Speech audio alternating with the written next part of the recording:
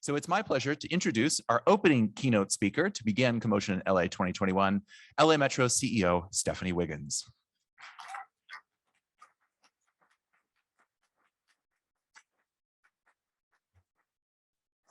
Good morning, everyone, and thank you. Welcome to LA for CoMotion LA. John and his team have really curated a wonderful three-day session for everyone. So we are so happy to have you here in person for really this global platform that will provide you with this unique networking opportunity to meet innovative transportation and technology companies literally from around the world, as well as civic and business leaders. This is your chance to collaborate, interact, and glean greater knowledge as we all share ideas and make possible commitments that will go a long way toward transforming how we provide mobility options to the communities we serve. I'm here to talk with you this morning about LA Metro's state of play as we emerge from one of the worst public health crises in modern history and discuss how our efforts to move past COVID-19 and forward toward restoring the public's confidence in public transit are underway. So like nearly every other service sector, 2020 hit mass transit especially hard. Our ridership dropped by more than 70% as customers faced concerns about exposure during stay-at-home orders. We also saw dramatic changes in commuter patterns after many riders shifted to working virtually, limiting their trips, and some reverted to use of a car to make their trips. Some questions on everyone's minds have been, when will public transit ridership return? How can we retain and increase ridership? And how do we adapt to the changed travel behaviors of riders due to COVID? There is no doubt that things are different, and we will have to think differently about how we deliver service and our role in the equitable recovery for LA County. We are seeing our ridership return and are now carrying about 70% of our pre-pandemic riders on the weekdays, with weekend ridership tracking above 80% compared to pre-COVID levels.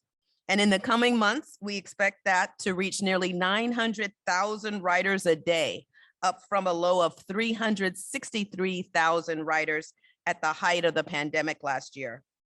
In fact, we are beating our own predictions of a 50% return at this time.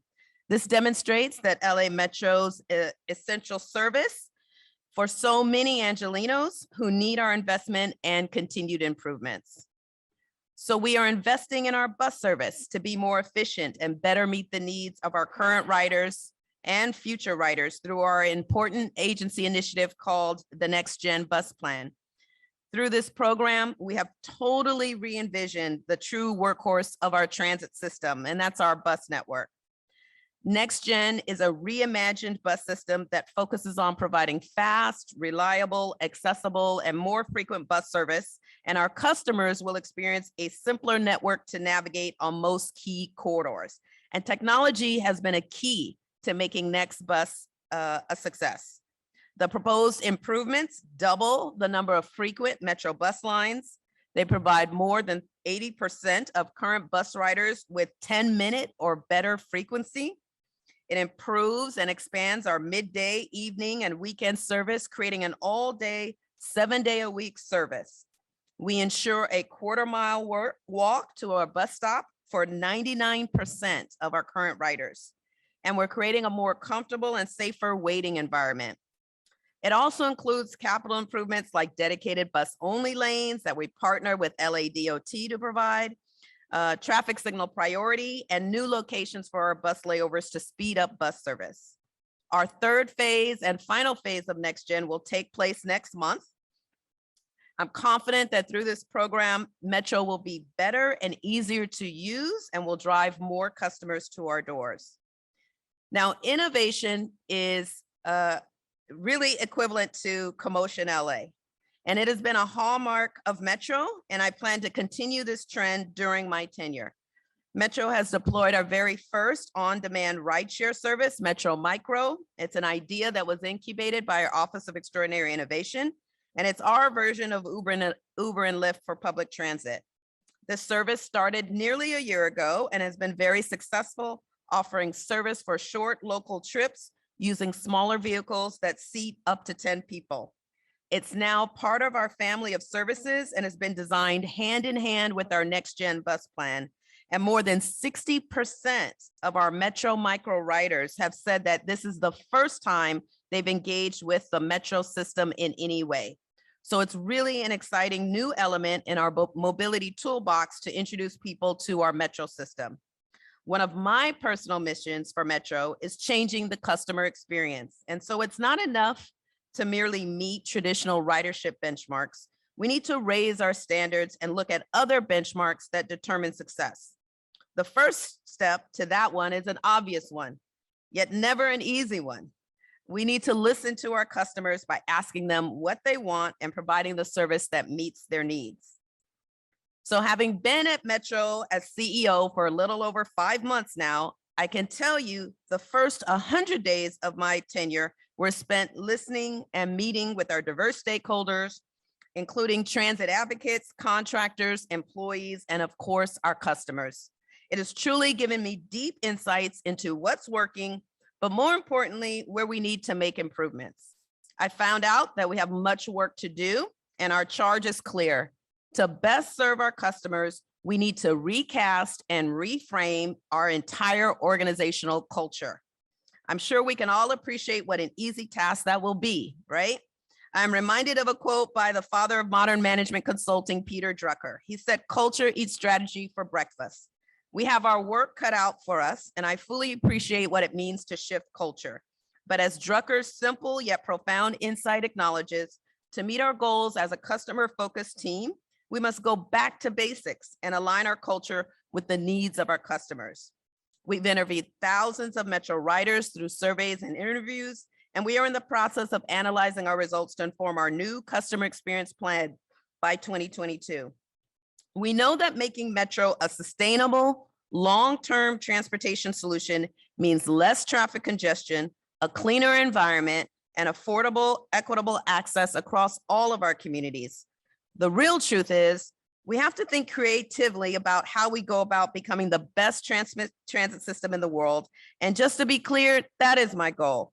I want to make Metro the first choice for transportation. As people leave their homes, I want them to grab their house keys and coffee in one hand and their cell phones with the tap card embedded in the other.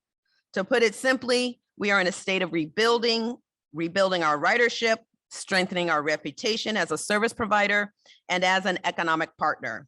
Essentially, we are reimagining LA Metro. And while we are on the subject of organizational structure and sustainability, we're also developing a 3-year financial stability plan to establish a comprehensive approach to operations and capital project advancement. A key component to that plan is to continue attracting state and federal dollars, particularly to revitalize the community in our struggling communities. We're excited, really thrilled about the recent passage of the infrastructure bill. It includes over $500 billion in new funding to address a broad spectrum of infrastructure needs. The impact of this legislation on LA Metro will be massive. To start, it's going to double the size of our capital investment program. This funding will directly expand mobility choices for residents across our county by expanding our already growing rail network. It's going to dramatically increase federal funding for bus and bus facilities. And this funding will be used to purchase zero-emission buses. It includes a bold increase in our congestion mitigation and air quality program, which will help us expand programs that ensure the air we breathe is clean for our communities. There's a large increase in a number of grant programs, and I could use up a lot more time going through the list. There are literally dozens of new and better funded programs in this bill. Last but not least, the Biden administration will be implementing most, if not all, of these federal transportation programs in the context of their Justice 40 initiative. So we're eagerly awaiting a vote on the reconciliation bill. It includes approximately $10 billion in grants to increase access to affordable housing, including the provision of free fare and reduced transit. So there's lots to be excited about and hopeful for. And earlier I mentioned Metro's role in the equitable recovery of LA County. I'm happy to report that at Metro, we recently launched our Fairless System Initiative.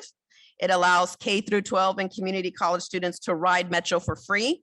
And our hope is that this will plant the seeds of a future public transit market and also provide some economic relief to those who need it most. We are seeking federal funding to expand that program to include low-income riders. We also want to make it easier to do business with us. We are committed to becoming a nimble, business-friendly partner when working with contractors, consultants, and vendors so that projects can move quickly and changes happen efficiently. We've started by holding contractor roundtables and listening to people who are not doing business with us today to proactively identify barriers that can be eliminated to invite them so that Metro is a client of choice. As for our rail program, we have an incredible number of mega projects in progress and mega events on the horizon where we will play a pivotal role. LA Metro currently has 55 projects underway at a total value of over $21 billion. Using local dollars generated through a series of half-cent sales tax measures, most notably the passage of Measure M in 2016, 5 years ago this month, it's garnered tremendous amount of local funding that can be leveraged to garner more of these federal dollars to advance some of these projects in time for the Olympics. And as we prepare to host the 2028 Olympic and Paralympic Games, we have a huge undertaking before us, one that we are especially excited about. Best of all, did you know that the organizers of the games want to make the games car-free for spectators? It's an amazing opportunity for the CoMotion family. It's exciting and thrilling and fear-raising at the same time. All the spectator events, you will not be able to drive a car to get to the games. It really is an opportunity to elevate and lift up the importance of our public transit network. It's an incredible opportunity. As we look at the opportunities to provide an outstanding infrastructure network in support of the Olympics, we know that the construction market is tenuous at this time, particularly as it relates to a forecast of peak regional labor shortage. We focused on making tremendous advancements in building a talent pipeline of our own for future transportation infrastructure jobs for current and future employees, but more needs to be done. We have the benefit of all of this infrastructure dollars, but we need the skilled workforce that can actually get the work done. So we want to partner with the private sector and higher education institutions to be innovative and progressive to be sure that we are prepared for tomorrow's transportation workforce requirements and that we are all positioned well to fill all of these future vacancies. We've also leveraged our community college partners for recruitment efforts with a focus on engaging youth in career tracking to expose them to transportation and infrastructure related educational and career opportunities. For example, the Seed School of LA, it's currently scheduled to open next fall. It's envisioned as a free public boarding school for at-risk students interested in future careers in the transportation industry program. Last week, we were actually recognized at a national level by the American Public Transportation Association for the Seed School project, and we couldn't be prouder. We've created our Workforce Initiative Now program to allow recruitment opportunities for folks who want a career change or a second chance. And we recently started our Women Build LA Metro program that helps women get jobs constructing metro projects. We feel we are doing a lot to win the war on talent, but no more needs to be done. And at Metro, we are focused on leading with an unwavering commitment to equity. Equity is something that Metro has focused on for a long time, and that continues under my leadership. These next two slides highlight why I want equity to be part of Metro's DNA, and it will be at the center of the work we do at Metro. A recent study by the Transit Center found that in the LA region, car owners can access on average nearly 2.9 million jobs in a 45-minute trip versus transit riders who can access only approximately 170,000 jobs during that same 45-minute period. Drivers can also get to hospitals, pharmacies, grocery stores, and universities 2 to 4 times faster by car than they can through transit in the LA region. So our work is definitely cut out for us, but I'm truly honored to have this opportunity and excited about our path ahead. I know that cooperation and collaboration are the only ways we reach our mutual goals in the LA region. I envision a fully integrated transportation system for the communities that make up our mega region and a system that is people-focused and centered on equity. I think CoMotion LA is an appropriate forum to really incubate these ideas, test them out, and then allow us to put them in motion. I feel incredibly optimistic about our future because we have the opportunity to make real sustainable improvements in the system and change people's perception of public transit. I thank you for your time this morning and enjoy the conference.